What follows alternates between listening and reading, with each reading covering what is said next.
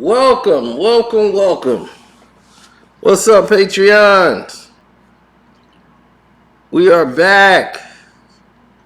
That's right, part two. You know how we do. The Chicago Bulls Fake Dynasty, part 2 of 6. Now, the Bulls are the 1991 NBA champions, kicking off the new NBC deal. They are raking in the money. The ratings are through the roof. Then they get hit with the news that Magic Johnson, right before the start of the new season, Magic Johnson has contracted the HIV virus. At this time, HIV was looked at as the gay disease and you were going to die within about 10 years.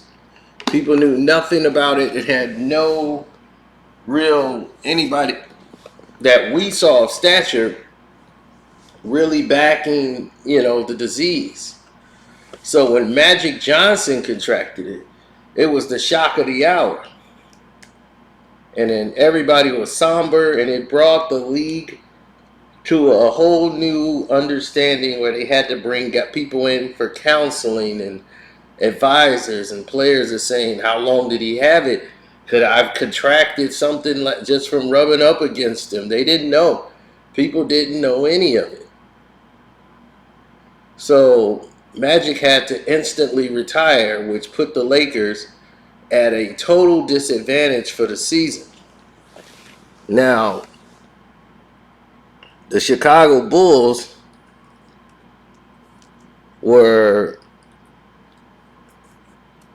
this is the season I think they were at their best. I really do think they were at their best in 92. And I agree with Michael Jordan to an extent that this was the best they were. While they were all in their prime, they were ready at this point. They were seasoned. Like, there were no team in the league that could really deal with them at this point. It's only a few, but most of those teams were in the West. So when you look at the Bulls, they really didn't have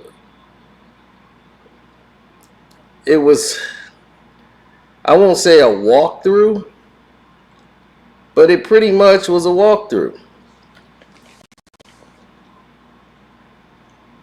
The team that was the 8th seed was 38-44, and that was the Miami Heat. I mean, everybody sucked that year. The expansion draft had sucked the life out of the Eastern Conference. The Orlando Magic, the Charlotte Hornets. Just by throwing 4 teams in the mix, it absorbed all these different players. It broke up all these teams, and you got new members coming on these teams. Now, Indiana, at this point, is starting to transition into a new beginning, new era. They're starting to flourish. But they're still like a 500 ball club.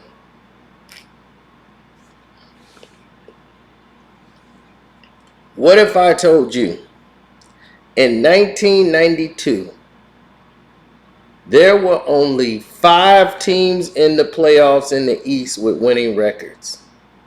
That's a record. Still to this day, 5 teams with a winning record in the East. The 6th team was 40-42, which was the Nets.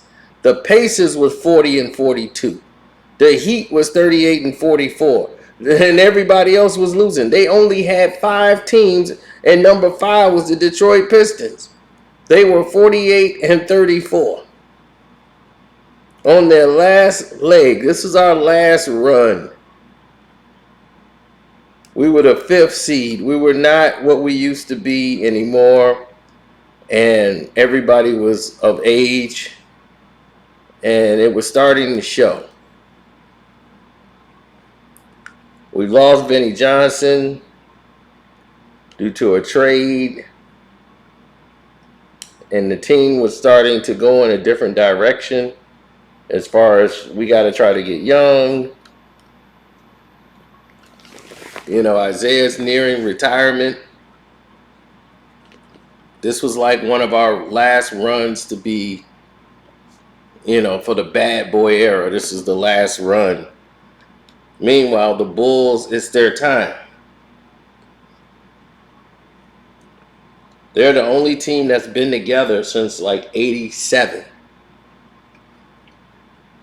You look at Horace Grant, Scottie Pippen, Michael Jordan. They got Cartwright in 88. They had John Paxson. That team had been together for about 7 years, if not more. So you look at that team that they had together, that was their nucleus. So they know each other. Boston, who was in second place, once again had a team that was flourishing with Reggie Lewis and all those guys on the team. The young players to help out Larry and Mikhail. Hell, all of those guys.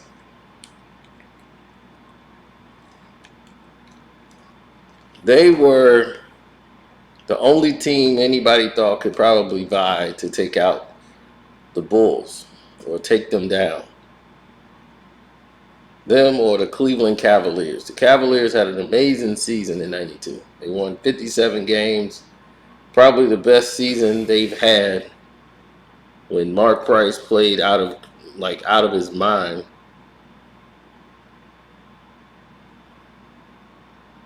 So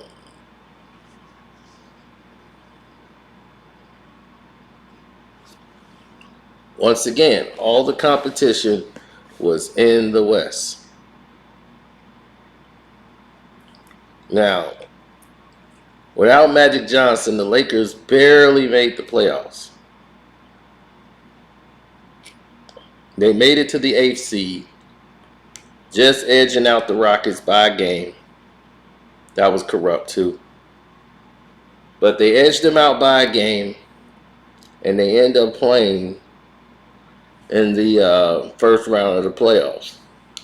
So Portland, who won 57 games after just really going on a tear the previous season, Clyde Drexler had one of his best seasons ever. And he was second to Michael Jordan in the MVP vote in the voting. But the Jazz won 55 games. The Golden State Warriors run TMC 55 games. The Suns 53. So the first 4 teams,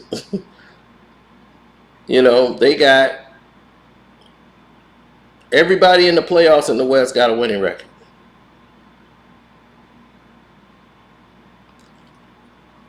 But the first 4 then won 50 games. So all the competition is once again in the West. All the teams that the Chicago Bulls would have to deal with in a regular season. Now the Bulls was starting off the season on fire. First they lost 2 games. They were 1-3 to start the season. But as you can see, they still found a way to lose to the Lakers without Magic Johnson. They once again lose to the Houston Rockets and the San Antonio Spurs. And they once again find a way to lose games that they're supposed to be winning against teams that really matter in the playoffs. I mean, in the regular season.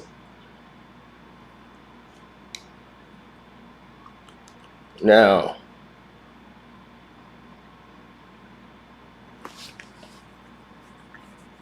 They only play the West teams twice a year.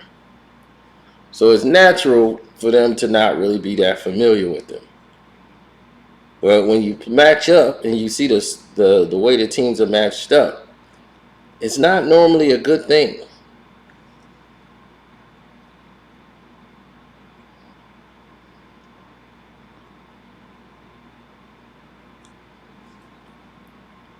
The Bulls had won 13 in a row at one point. They were on fire. And they kind of started losing to Utah and Phoenix. And the majority of their losses came to who? The West. The Spurs, Rockets, Utah, Phoenix, Golden State. Their losses were coming to the West.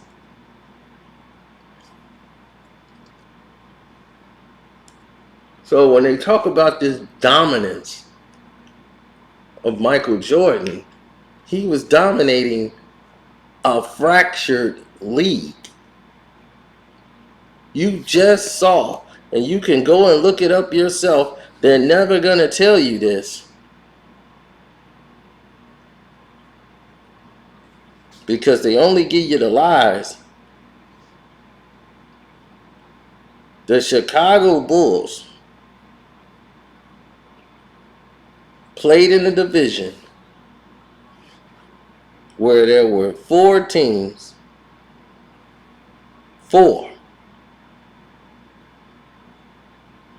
besides them 4 of the teams, but it was 5 teams rather, with winning records in the playoffs.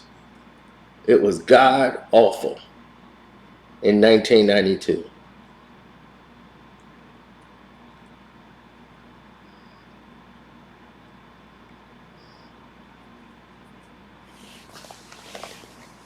Now, the Nets, Pacers, and Heat should have just all been disqualified anyway, but they had losing records in the playoffs.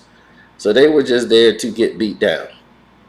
The Knicks beat the Pistons in 5 games, ending our run into the system. The Boston Celtics moved on, and they ended up, I think, losing to the Cleveland Cavaliers. The Bulls had the easier run. Once again, being the number 1 seed, they played in Miami Heat, which was an easy victory for them. Then they played the Knicks and didn't have to play the Pistons again, which everyone thought they would see the rematch. But in the elimination game, the Knicks finally got past the Pistons. And a new rivalry was started with the Knicks and Pat Riley.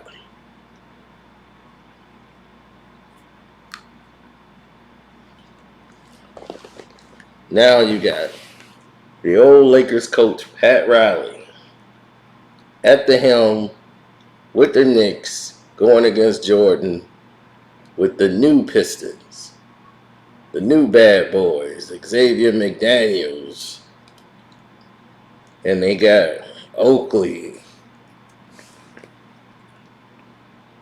And because of all the incidents that were going on, they were able to get in the head of the Chicago Bulls, mainly Scottie Pippen, who was 4th in the NBA in turnovers.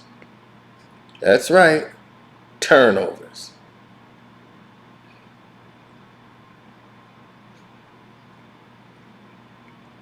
Yeah, defensive Scottie, right?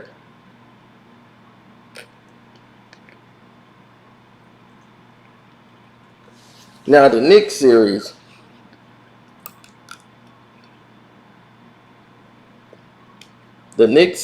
was one that many people thought, okay, well, the Bulls should easily win this. Easily.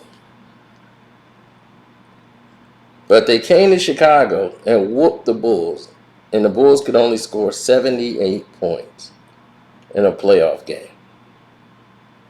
Beat them down.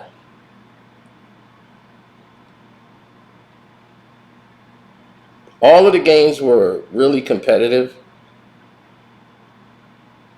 except for probably the last two games.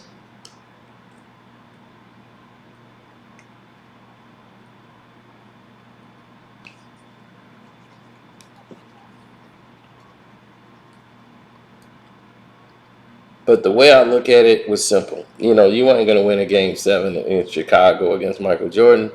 The league was not going to allow it. They weren't going to let Michael go out like that. So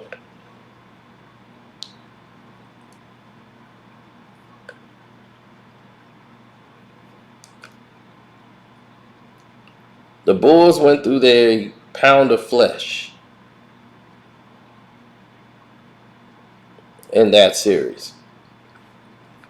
The Cavs series was a little different. They went back and forth until the last two games were going to be controlled by the referees. Now, let's go before the season started. Dennis Hobson was on the team, and he was involved in the trade for Bobby Hansen.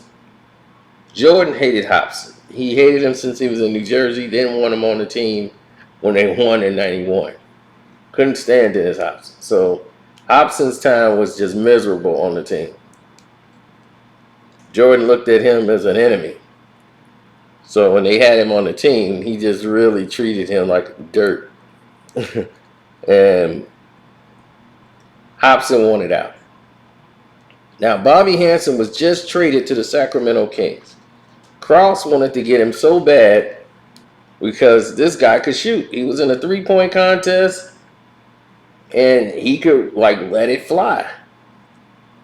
And he only played, about maybe 2-3 games for the Kings, and they did a trade with the Bulls immediately, which gave them some draft picks, too, from the Bulls. To get Bobby Hansen, a guy on his last leg.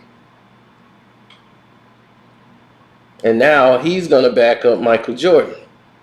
And it reduced Craig Hodges' playing time. Now, why was that the case?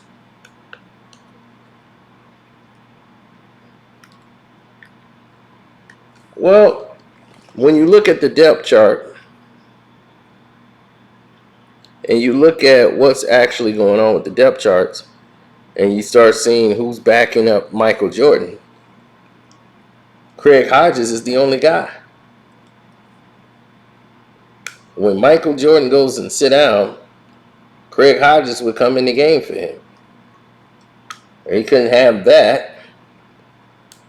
So they started putting in Hansen more for the minutes. Paxson had B.J. Armstrong backing him up. Scotty, they didn't have a small forward for Scotty.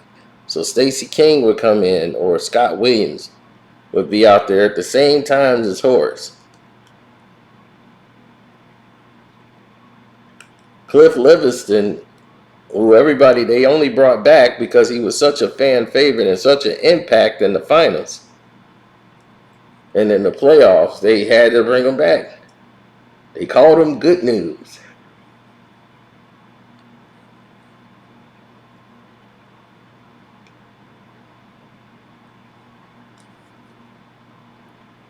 So Bill Cartwright was the center, and Will Perdue was there, and they kept bringing in Chuck Nevitt as a backup to just keep backing up Perdue and Cartwright at the center position. Now, the Bulls flowed like water. They knew each other. They didn't even have to communicate. It was run and gun. It was the second unit that ended up being the key. Now, Michael Jordan, for the MVP, everyone was saying how Clyde Drexler really was the MVP this season, and how Scottie Pippen really, was the co-MVP with Michael Jordan. That this season, more than any, we don't know about giving Michael Jordan the MVP. And they was like, it's no race. And they were making it, who should win it, Drexler or Jordan? So everyone wanted to see that finals and see how that would play out. And when it did, you got to see a very interesting stat.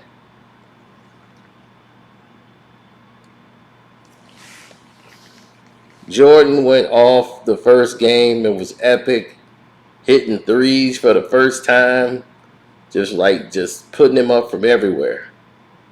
He really took the game to Clyde. But in game two, the game turned around. And after Portland got the momentum, and by winning that fourth game, where Kevin Duckworth was dominating the boards, him and Kersey, and they were crushing the Bulls on the glass. And that was keeping them in the game. Jordan was averaging about 39 points at home. It was crazy. Jordan's scoring average was high in the 30s for the whole series. It was crazy. So the night Drexler goes off and scores 32, they lose by 10. So it was like whoever scored the less had the advantage.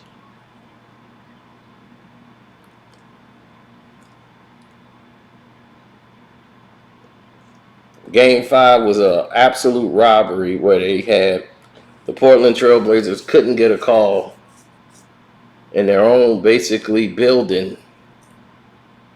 It really didn't make sense to me. I didn't even understand that, to be honest, but that's what happened. And in 2 NBA Finals, the Portland Trailblazers only win 1 game at home. In 6 games, they lose 5 at home. Against Detroit, we put them out in 5. The Bulls end up putting them out in 6. When they had the whole game won, Jordan was terrible early on, and to the point where he was benched, and they were basically going to save him for game 7. And the bench actually came through with a spark because of who? Bobby Hansen, Stacey King, Bobby Hansen, Scott Williams. The bench started playing well with Michael Jordan on the bench. They came back to the point where they could put Michael back in the game. It's a game again. And Portland once again implodes down the stretch.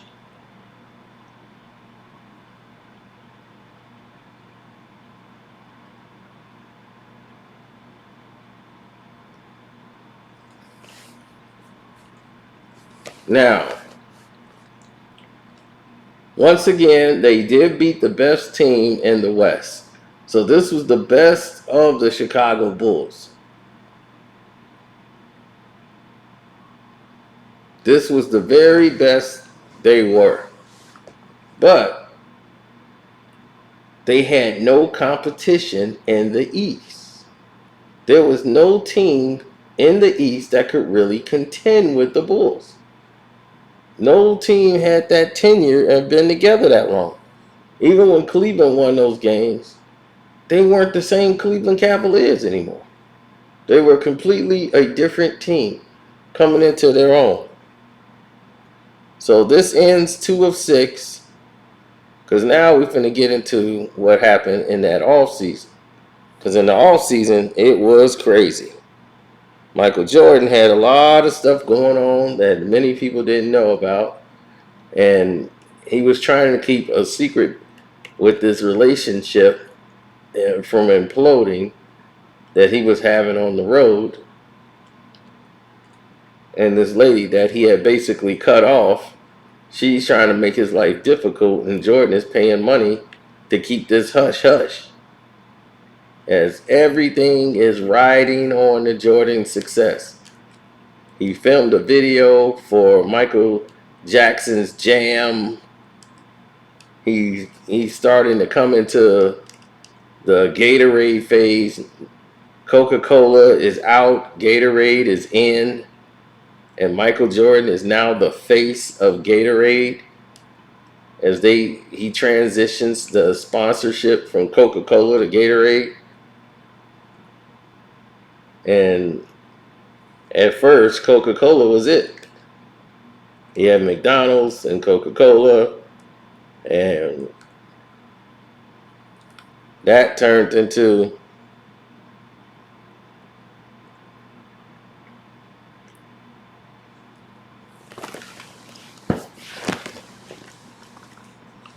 I remember the commercial, the Coca-Cola commercial. I never forget it. Jordan dunks a 6-pack of Coca-Cola in the clubhouse, and he pulls one down as he falls out of the 6-pack. And him and his mother, and in the commercial, it was something else. But this is where a lot of the tension is starting to come in with the team. BJ, who's thinking and who was told he was going to have more of a role, and Paxson was going to kind of like fall back more that season. You saw that in some of the games that Jordan would play more with BJ on the floor, because BJ could run and keep up with Mike, and he can pull up and shoot. But Paxson is a guy that they trust in the system, and Phil knows he can run the triangle offense the way that he likes. BJ is not a threat to slash to the basket, where Paxson was tough enough to take it to the basket if he needs to. BJ was more reluctant to do that, relying mostly all on pull-up jump shots. And on defense, Paxson was a tougher defender. Paxson was, he would get in there. He would get physical. So the rumbling star. Winning back-to-back championships just brought more spectacles, more lights. There was more attention. Now it's going to bring an even bigger problem, because during that season, then Magic Johnson came back for an all-star game. And the NBA is getting ready to crescendo into the Olympic Dream Team. That's coming up. And Michael Jordan has committed to playing, and the Isaiah Thomas situation being off the list of the Dream Team caused a lot of rifts with a lot of people there. Because when the teams were selected, only people that had more championships than Isaiah was Magic and Bird. And other than that, they had told them the requirements was they wanted champions and, all-stars, and nobody was a bigger all-star who had appeared in all-star in every year they was a professional. So it was like, are you serious? What are we saying here?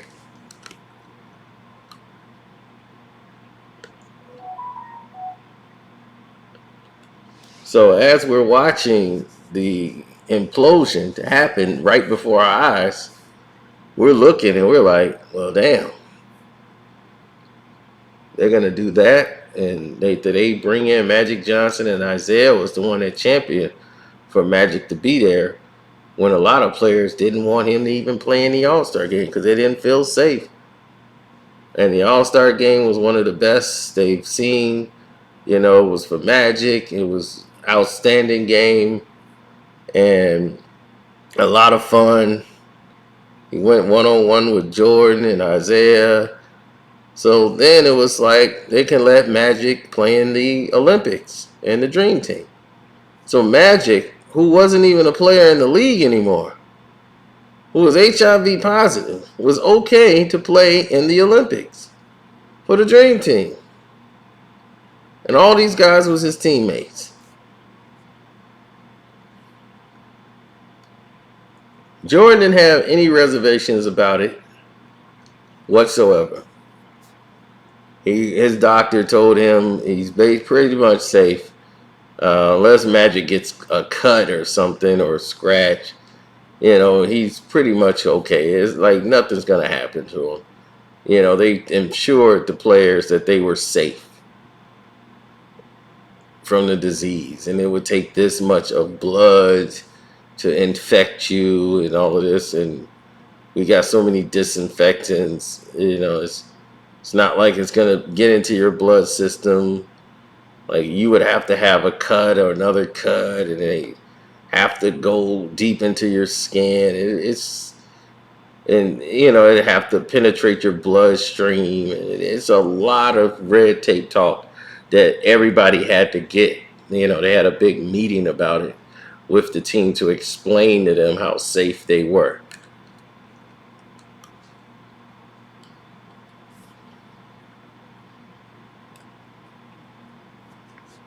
So after the Olympics and all of these things went down, the 1992 season was a long one for Michael. He was drained. He didn't really want to play basketball anymore. He was exhausted. And because of the long Olympic run and them winning the gold medal and all of these things, he's exhausted from basketball. And now they got to almost gear up for a third championship run. And that's where here's where all the problems are gonna start to reveal itself. Some of the stuff you saw in The Last Dance, and some of it you didn't. So get ready for part 3. I'm out. Don't forget, hit the like button, subscribe to the page. If you're new here, there's a thanks button down there. You can do that to donate if you missed the live stream. Patreons, you guys get this first. Enjoy it. I'm out.